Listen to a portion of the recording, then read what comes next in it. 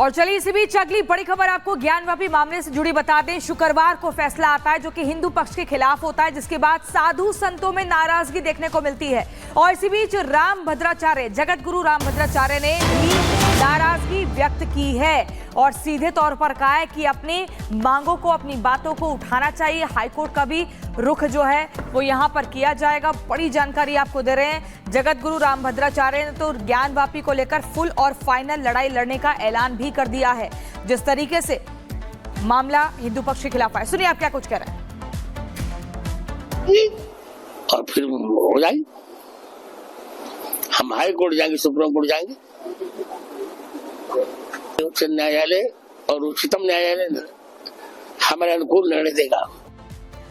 तो ज्ञानवापी को लेकर के जो फैसला कोर्ट की तरफ से शुक्रवार को सुनाया गया वो हिंदू पक्ष के खिलाफ था, जिसके बाद साधु संत भड़क गए और यहाँ पर रामभद्राचार्य की तरफ से ये तक कह दिया गया है कि इस पूरे फैसले के खिलाफ हाई कोर्ट से लेकर के सुप्रीम कोर्ट तक जाएंगे। पूरी लड़ाई लड़ने का ऐलान उनकी तरफ से किया गया। हम हाई कोर्ट जाएंगे, सुप्रीम कोर्ट जाएंगे। ज्ञानवापी मामले पर शुक्रवार को हिंदू पक्ष के खिलाफ फैसला आया तो ज्ञानवापी में सर्वे की मांग करने वाले हिंदू पक्ष में मायूसी की लहर छा गई। लेकिन अब इस मामले में जगत गुरु रामभद्राचार्य की एंट्री हो गई है। जगत गुरु रामभद्राचार्य से जब पूछा गया कि वाराणसी कोर्ट का फैसला हिंदुओं के पक्ष में नहीं आया है, तो उन्होंने ऐसा ऐलान कर दिया कि उनका बयान सामने आते ही ज्ञानवापी में मस्जिद होने का दावा करने वालों की नींद उड़ गई। सुनिए तुलसी पीठाधीश्वर जगत गुरु रामभद्राचार्य ने क्या कहा, फिर हम आपको ये भी बताएंगे कि उनके इस बयान की चर्चा क्यों हो रही है। तो हम हाई कोर्ट जाएंगे और फिर हो जाएगी, हम हाई कोर्ट जाएंगे, सुप्रीम कोर्ट जाएंगे, उच्च न्यायालय और उच्चतम न्यायालय हमारे अनुकूल निर्णय देगा। दरअसल रामभद्राचार्य का जब से यह बयान सामने आया है, उनके इस बयान की चर्चा इसलिए हो रही है क्योंकि अयोध्या में राम मंदिर का मामला जब कोर्ट में चल रहा था, तब स्वामी रामभद्राचार्य से जज ने पूछा था कि उनके पास प्रभु राम का जन्म अयोध्या में हुआ, इसके क्या प्रमाण हैं? जिसके जवाब में जगत गुरु रामभद्राचार्य ने अयोध्या में प्रभु राम के जन्म से जुड़े एक नहीं, दो नहीं, बल्कि 441 प्रमाण दिए थे। और जब खुदाई हुई थी उसमें से 437 प्रमाण सही साबित हुए थे।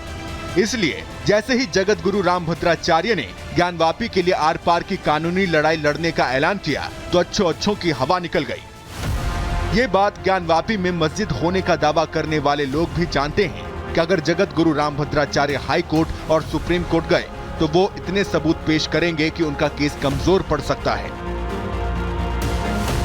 Bureau report, Republic Bharat. और अगली बड़ी खबर आपको बताएंगे। देश में वक्फ बोर्ड की मनमानी को लेकर लगातार नाराजगी व्यक्त की जा रही है, कहीं कहीं सियासत की जा रही है। इसी को लेकर देवकीनंदन ठाकुर ने कहा है कि अब सनातन बोर्ड भी होना चाहिए।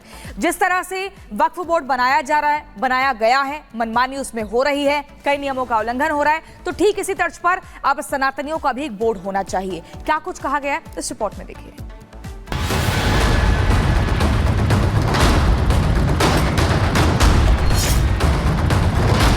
सनातन बोर्ड का निर्माण इस देश में सरकार को करना होगा। वक्फ बोर्ड के कारनामों की चर्चा पूरे देश में है। कैसे वक्फ बोर्ड अपनी दादागिरी से जमीनों को हड़पता है और अपनी मनमानी चलाता है, और अब इन सब के बीच में सनातन बोर्ड बनाने की मांग जोर पकड़ रही है।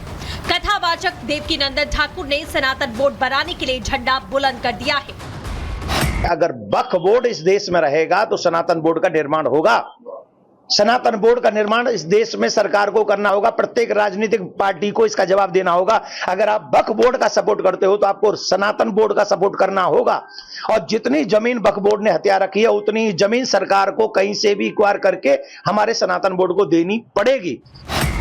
सनातन बोर्ड बनाने की बात तब भी उठी थी जब तिरुपति के प्रसाद में चर्बी मिलाने की खबर आई थी। उसके बाद से ये मामला तूल पकड़ता जा रहा है। इससे पहले आंध्र प्रदेश के उप मुख्यमंत्री पवन कल्याण ने सनातन धर्म रक्षा बोर्ड बनाने की मांग की ताकि ऐसी घटनाओं पर लगाम लगाई जा सके। षड्यंत्र इस लेवल तक पहुंच गए हैं कि हमारे भगवान के प्रसाद में भी गौ की चर्बी हम सबको खिलाई जा रही है। और दुर्भाग्य यह है कि हम सब अपने आप को हिंदू कहते हैं और खा के भी चुप बैठे हुए हम लोगों ने कोई ऐसी बात नहीं कही कि ये गलत है और ये नहीं होना चाहिए। वक्फ बोर्ड में बदलाव की मांग की गई है तो देश में हाय तौबा मची। विशेष समुदाय को जमकर गुमराह करने की कोशिश की गई, लेकिन वक्फ अपनी मनमानियों से बाज नहीं आ रहा। वक्फ सेना रेलवे के बाद में तीसरा सबसे बड़ा भूस्वामी है। वक्फ के पास में करीब 10 लाख करोड़ की संपत्ति है।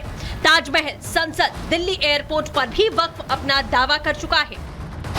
ये तो कुछ एक उदाहरण है, ऐसे न जाने कितनी जमीनों पर वक्फ ने दावा किया। इसी मनमानी को रोकने के लिए मोदी सरकार वक्फ में सुधार के लिए बिल लेकर आई, जिसका विपक्ष विरोध कर रहा है। मगर अब ये जंग सियासी के साथ साथ धार्मिक होती चली जा रही है। लोगों को गुमराह करने की कोशिश की जा रही है। अगर ये पास हो गया तो ये मुसलमानों के लिए हद दर्जा खतरनाक है। आपकी मस्जिदें भी, आपके मदरसे भी, आपके मकतब भी, सारी की सारी चीजें खतरे में पड़ जाएंगी। मुस्लिमों के अंदर कई समुदाय वक्फ के ज्यादती से, वक्फ के शोषण से, वक्फ के अन्याय से वो त्रस्त हैं। ये लड़ाई अब वक्फ बोर्ड बनाम सनातन बोर्ड होने लगी है। फिलहाल वक्फ संशोधन बिल जेपीसी को भेज दिया गया है, लेकिन अब संत समाज ये ठान चुका है कि देश में वक्फ बोर्ड है तो सनातन बोर्ड भी होगा। Bureau report, Republic Bharat. नमस्कार, रिपब्लिक भारत देख रहे हैं आप। मेरा नाम है महिमा। इस बुलेटिन में मीनाक्षी, प्रियंका भी आप तक खबरें पहुंचाएंगे, लेकिन सबसे पहले बात करेंगे इजराइल की तरफ से ईरान पर जो अटैक किया गया है और ईरान की तरफ से भी बदले की बात कही गई, यानी कि बदले का रविवार, आगे भीषण वॉर की बात करेंगे।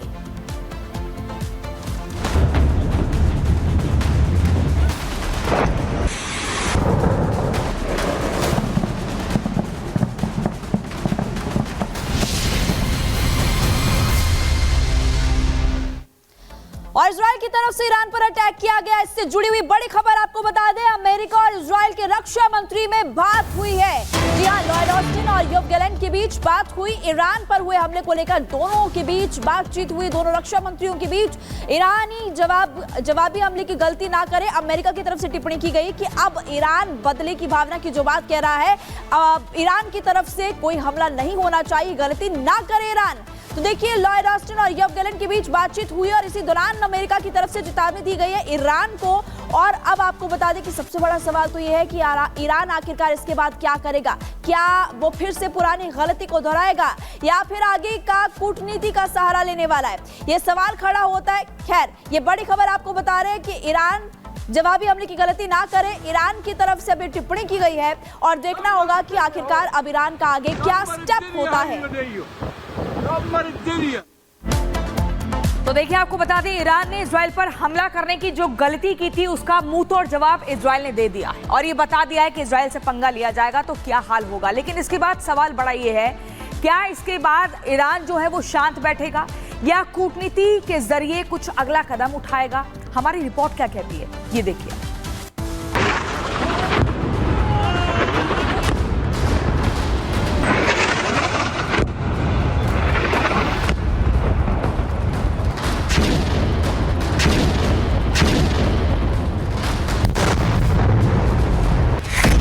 इजराइल का हमला विश्व दहला।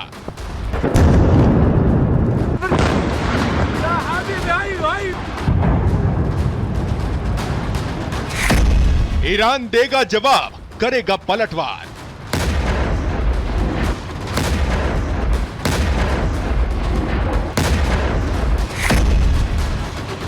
प्रलय का नया चैप्टर, होगा युद्ध भयंकर।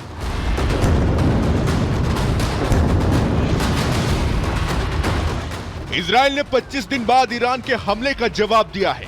इजराइल ने ईरान के 10 ठिकानों को निशाना बनाया है। इस हमले में ईरान के रेड आर्मी के 4 आर्मी अफसरों की जान चली गई, जिसके बाद से ही दुनिया एक अनजाने खौफ से डरी हुई है। हर किसी के जहन में ये सवाल कौंध रहा है कि इजराइल के हमले का आखिर ईरान क्या जवाब देगा।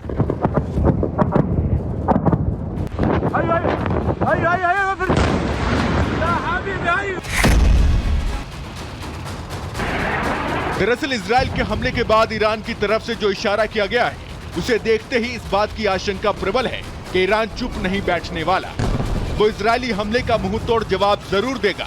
हालांकि ईरान अपने सैन्य ठिकानों को तबाह करने वाले इजरायली हमले का जवाब कब और किस तरह से देगा, ईरान इस बारे में कुछ भी खुलकर कहने से बच रहा है, लेकिन ईरान के राष्ट्रपति मसूद पेजेश्कियान ने इजरायली हमले के बाद जिस तरह का बयान ईरान के आगे रहने वाले रुख को लेकर दिया है, उससे साफ जाहिर है कि ईरान इजराइल पर अचानक हमला करके किसी भी वक्त चौंका सकता है।